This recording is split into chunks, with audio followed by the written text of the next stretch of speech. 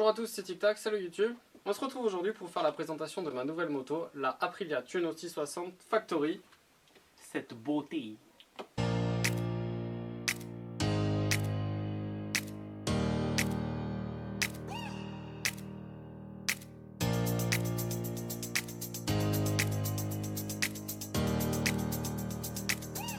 Donc voilà, présentation de la nouvelle moto. Donc pour ceux qui connaissent la Tuono 660, alors en fait il y a pas mal de différences entre les deux. Pour ceux qui la connaissent pas, je vous invite à aller voir mon essai de la Tuono 660 et celui de la RS 660 si vous voulez la même idée mais sur une sportive, qui est disponible sur ma chaîne YouTube. Donc tout de suite on va commencer par la différence entre la Tuono de base et la Factory. Au niveau de la couleur c'est un peu plus sobre que ce qu'on peut avoir sur le Tuono classique, mais moi j'aime beaucoup.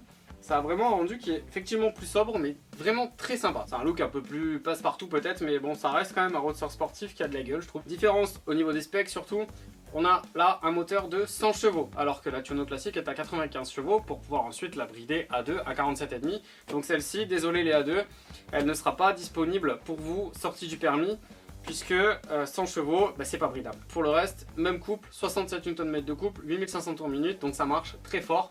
Et ça marche aussi fort, je pense, que la Tuono classique.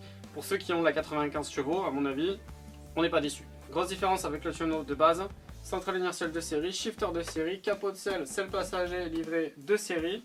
On a les feux adaptatifs en virage, suspension réglable Kayaba et amortisseur réglable Sash. Donc ça c'est les deux grosses différences en fait qu'on a avec la Tuono classique, puisqu'on peut régler les deux cartouches sur la suspension et l'amortisseur réglable en contrainte, en détente et en précharge. Au niveau des spécificités de la moto, je vous renvoie toujours à l'essai de la 660 de base puisque c'est à peu près la même chose, sinon les petits détails qu'on peut avoir, puisque par exemple la centrale inertielle étant de série sur cette moto, on va pouvoir gérer l'ABS d'angle.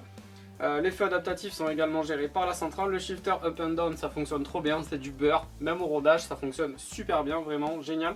Et moi qui passe d'un 47,5 avec quelque chose qui faisait plus de 200 kg à un 100 chevaux sur quelque chose qui fait 190 kg tout plein fait, franchement on sent vachement la différence, c'est un vélo. Et quand je dis un vélo, c'est pas une MT-07, c'est vraiment un vélo. Ça marche très bien pour un bicylindre, 100 chevaux à mon avis aujourd'hui ça suffit largement sur la route. Pour le reste, même chose, même écran, même guidon que la Tuono classique. Même réservoir, même selle, repose-pied, etc. On a les 5 modes de conduite qu'on a sur la Tuono et sur la RS, à savoir le mode commute qui est en fait un mode road un petit peu, un mode individuel où là on peut tout régler ce qu'on veut, et un mode dynamique qui est en fait entre le commute et l'individuel, puisqu'en fait c'est du mode road mais un peu plus sportif on va dire. Et enfin on a deux modes de conduite qui eux sont dédiés que à la piste, donc ça j'en parlerai pas, ils existent, il y a un mode race, un mode time attack, je vous laisse aller voir le détail, moi je fais pas de piste.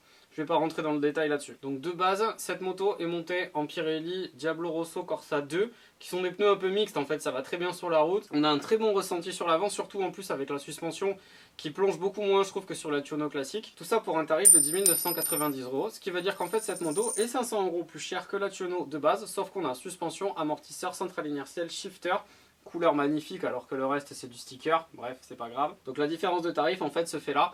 Sachant que le shifter, à lui tout seul, si on le prend en option sur la Tuono classique, c'est 300 €. Donc le calcul est vite fait.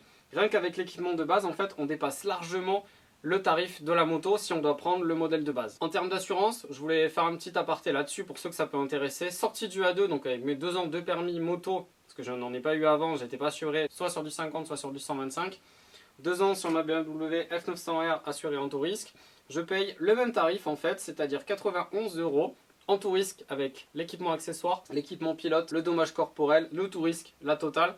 Sur l'assurance, donc par Stan Ménard Courtage, qui n'est pas le moins cher des assurances que j'ai pu trouver, mais qui est la plus intéressante à mon avis en termes de pack et en termes de solution humaine on va dire, puisqu'il est quand même très disponible quand on a besoin de lui par rapport à d'autres assureurs. Le même tarif que ce que je payais sur ma F900 en début de permis. Donc voilà ce que ça coûte que d'assurer une Aprilia, Au niveau des modifs, pas grand chose en fait, puisque j'ai pas l'intention de mettre une ligne sur la moto, puisque je trouve que les lignes qui sont disponibles en fait cassent un peu ce look qu'on peut avoir sur cette 660. En plus on a deux sorties d'échappement qui viennent sur chaque côté de la moto, ce qui veut dire qu'en fait au niveau du son, ça revient très très bien aux oreilles du pilote, et franchement, vu le nombre de personnes qui se retournent quand on passe avec cette moto, je pense que le bruit suffit largement. À part ça, j'ai fait une petite modif, c'est les rétroviseurs en embout de guidon. Pourquoi? Parce que le rétro de base en fait est quand même assez gros et très massif.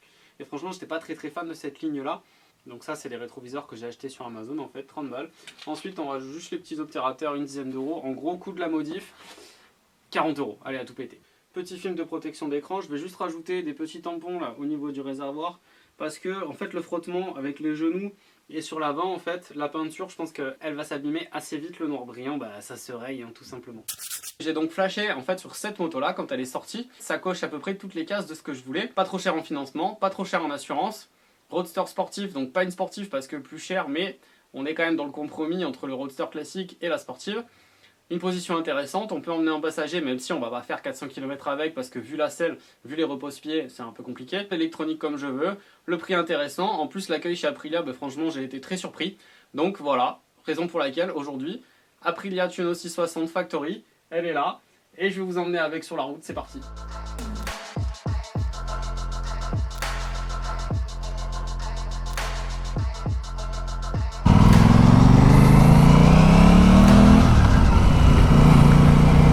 Donc c'est parti pour vous montrer cette nouvelle moto.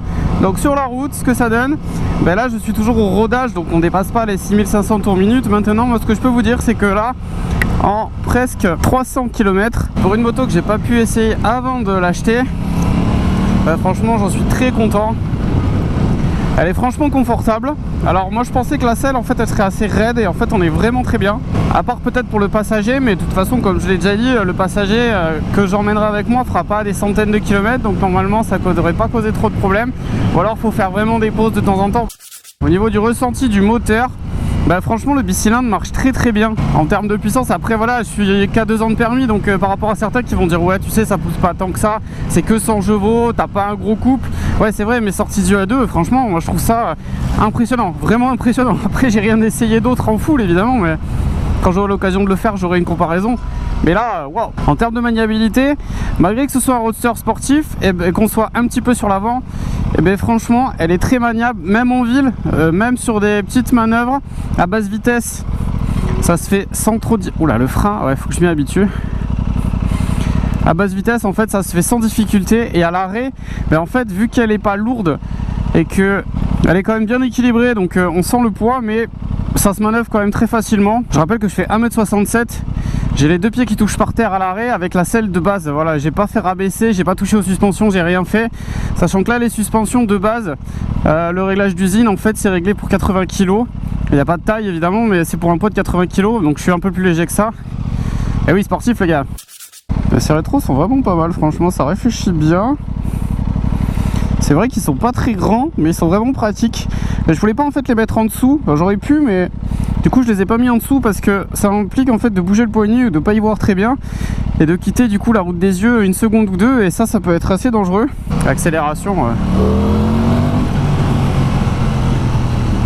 voilà, rien qu'en là, en accélérant à peine, ben, on est déjà bien au-delà des limitations. Le shifter ça marche très fort comme je l'ai dit.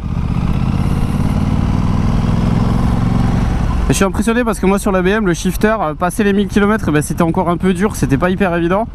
Bon après avec les difficultés que j'ai eues sur mon embrayage, mais c'était pas hyper évident. Là franchement, c'est vraiment génial.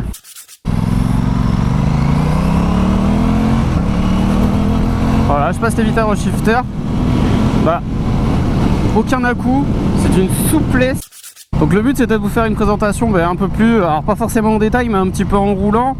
Et de voir au guidon de cette moto par rapport à du statique. Donc je vais avoir l'occasion de faire un tas de vidéos. Dès que je peux, je vous fais une vidéo de sortie montagne avec peut-être un petit peu d'arsouille dès que j'aurai fini le rodage. Parce que là ça reste un peu frustrant quand même de ne pas passer les 6500, sachant qu'on peut aller jusqu'à... Là le rupteur est à 12 000 tours, donc ça commence à dérouler quand même. Merci à tous ceux qui sont abonnés sur la chaîne. Pour ceux qui ne l'ont pas encore fait, pensez à vous abonner, activez les notifications. Il y a un tas de choses qui vont arriver sur cette chaîne. Plusieurs essais moto également, j'espère, dès que je peux. Je vous remercie à tous et je vous dis à bientôt. Salut, c'était Tic Tac.